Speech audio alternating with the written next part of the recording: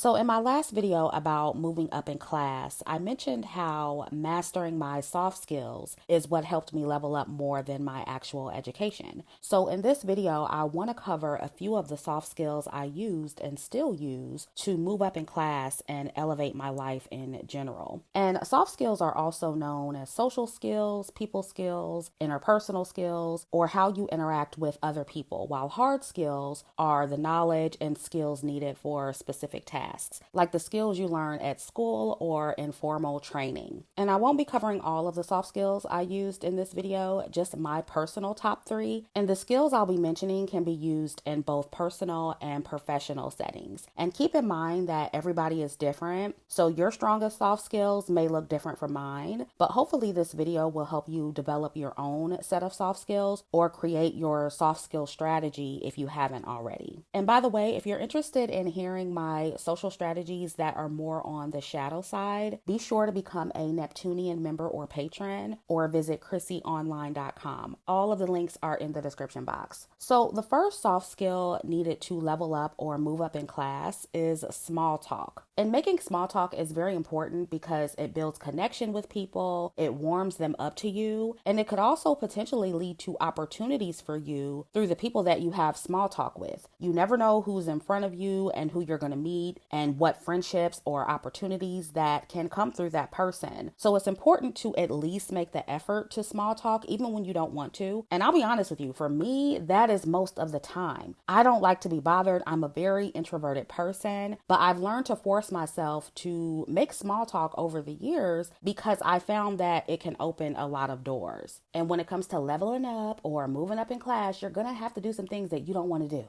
And so for me, small talk usually happens when I'm in the elevator in my luxury apartment building. So I usually always smile and greet people if I'm getting on the elevator and someone's there, or if they get on, I smile. Depending on their vibe or their energy, I may ask them how their day is going or how their weekend is going. And I find that when asking those particular questions, the other person tends to steer the conversation and I don't have to say much. I just listen to their answer, then reiterate what I heard in my own words, and then I ask a follow-up question because most people love talking about themselves and they feel more connected with you when you show interest in how they're feeling and what they have going on. People also love flattery. If I like something that they're wearing, I might turn on the charm and throw in a compliment. And then when I get off, I tell them to have a good day. And depending on the person, some are more open and engaging and more talkative than others. And if I see them on another day, we speak again, the conversation is a little bit more comfortable. And then the next thing you know, the third time I see them, they're inviting me to some event they're going to or giving me their business card. I've actually had a couple younger guys invite me to parties that they were having in the building simply because I was being nice and engaging on the elevator. And I briefly talked about this in a live stream, but I also have rehearsed small talks that I have in my head based on compliments that I get frequently.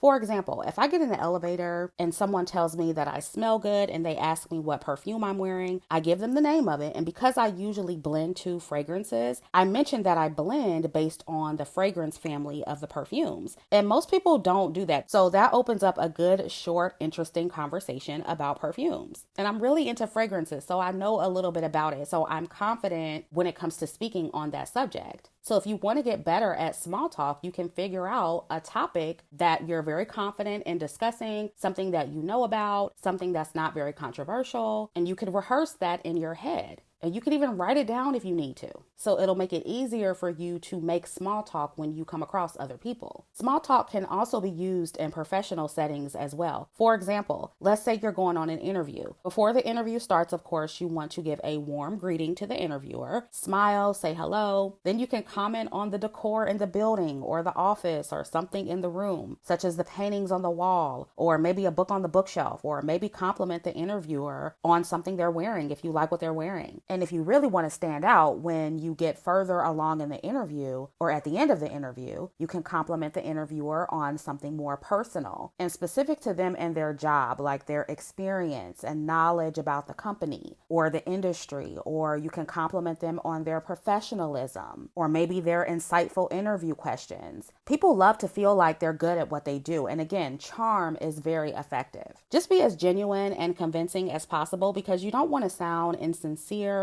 or forced. And also keep the small talk brief, stay positive, and again, avoid controversial subjects and also avoid oversharing. That is a big one. And that goes for most small talk regardless of the environment. And small talk may be awkward at first, or even if you've done it for a while, it may not always go smoothly. You're not going to get it right every single time. Sometimes you're going to be a little bit embarrassed. You may say the wrong thing. That is okay. In order to move up and level up and network and meet different people, you have to be willing to be embarrassed sometimes and a little bit risky. You have to put yourself out there and you have to try again, even if you fail the first time or the first 1, 2, 3, 4 times. But I promise you, the more you make small talk, the more you rehearse it in your head, the more you will feel comfortable in social situations and not be awkward around other people, if that is something that you struggle with. So the other 2 soft skills that really help with leveling up and helped me with leveling up and moving up in class are social awareness and self-awareness. These are 2 things that I don't think are talked about enough in the level up conversations online. Being able to read the room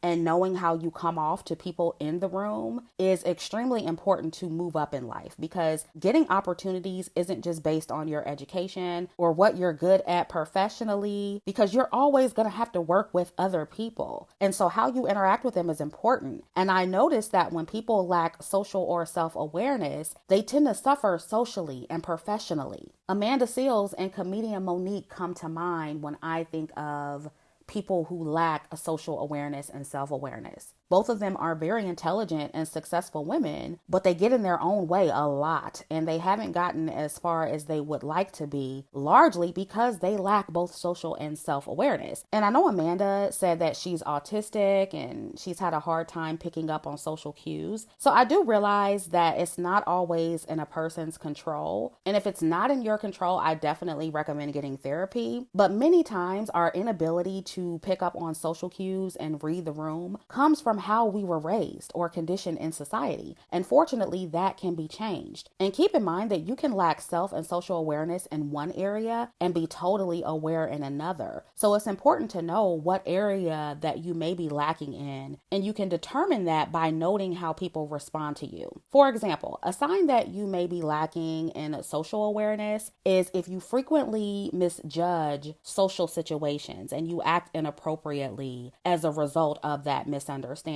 Let's say you're having a conversation with a group of people, and after it's over, they all interpret the conversation one way and you get something totally different from it. If that happens often, then you may lack social awareness or have a hard time reading social cues. And that could include misinterpreting the tone of the conversation or the people having the conversation. Maybe you're not good at reading body language or facial expressions. Another sign that you may be lacking social awareness is if it's very difficult for you to maintain relationships with other people and you're always into it with somebody due to some misunderstanding or miscommunication, or you frequently say things that make people feel uncomfortable or awkward. It may be a you problem if that happens with most of the people you're in community with or come in contact with. This is why I heavily side-eye people who say, oh, I can't keep friends, or a woman who says, oh, I don't have any female friends. And look, I understand that most people probably aren't trustworthy or worthy of being close friends. But keeping a small circle of friends is one thing, and not being able to get along with anybody is quite another. So, you need to determine which one it is. If you can't get along with hardly anybody, that's probably a you problem. Now, a sign that you may be lacking self-awareness is if you are frequently surprised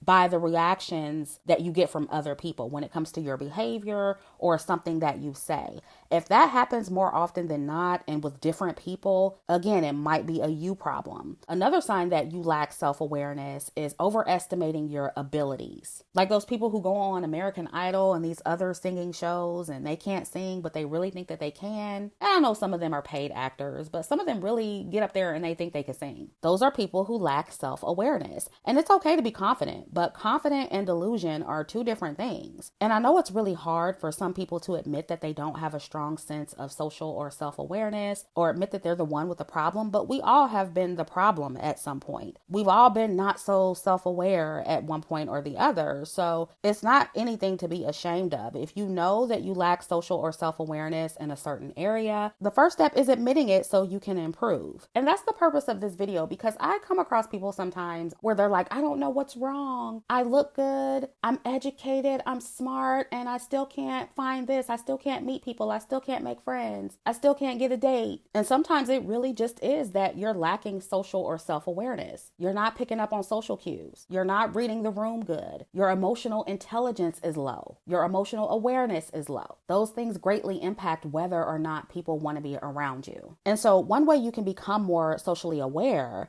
is to get better at observing other people. I'm a person that pays really close attention to other people's body language, their facial expressions, their tone of voice. I'm not an empath, but I'm very empathetic, so I can pick up on energy. I can pick up on the vibes. So it does come naturally to me. But if you have a hard time reading body language, I recommend watching some of the body language experts right here on YouTube. They are very good at interpreting body language, facial expressions, tone of voice, eye movements. I mean, anything you can think of. Something else you want to do is be an active listener. Listen more than you speak and let other people do most of the talking to really get a feel of their personality. Don't just listen to respond, but actually listen to what other people are saying. Don't interrupt them or talk over them. Listen to them. Keep other people or the other person talking the most. That way you don't overshare, you don't overreact, and you also learn about that person. The more careful you are about what you say, the less socially awkward situations you'll put yourself in. And one way to become more self-aware is ask an honest person that you trust how you come across, and ask them to describe your personality and your general behavior,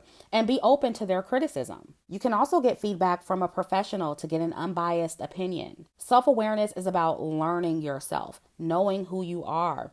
So analyze your emotions, identify your triggers, your strengths, your weaknesses, and do so from an honest place. And strengthening your emotional intelligence and your awareness is very important when it comes to leveling up, so you can empathize with and interpret the emotions of others as well as your own. I find that the more I know myself, the better I'm able to learn other people. So let me know what soft skills you've used to level up down in the comments. Also, let me know what you think about this video. Be sure to like, share, and subscribe, and I'll catch up with you in the next one.